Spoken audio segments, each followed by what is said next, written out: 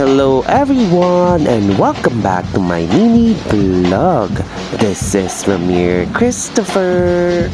Grabe, talaga nga namang nakakamangha at nakakatuwang panoorin ang lahat ng mga kalahok sa pasayahan sa Lucena 2025 Grand Parade.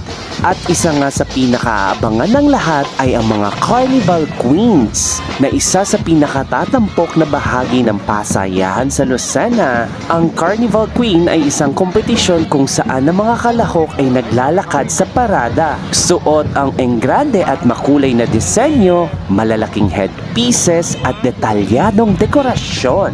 Ang mga nagdagandahang competitors na kadalasang kasali dito ay mula sa LGBTQIA+ community. At ang kompetisyong ito ay isang paraan ng pagpapahayag ng kanilang talento, ganda at kumpiyansa sa sarili. Ang Carnival Queen ay pagpapatunay na pagiging bukas ng lungsod ng Lucena sa lahat ng miyembro ng komunidad, anuman ang iyong kasarian o identity.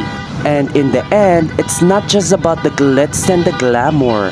The Carnival Queen reminds us that everyone deserves a spotlight where they can be seen, celebrated, and truly be proud of who they are.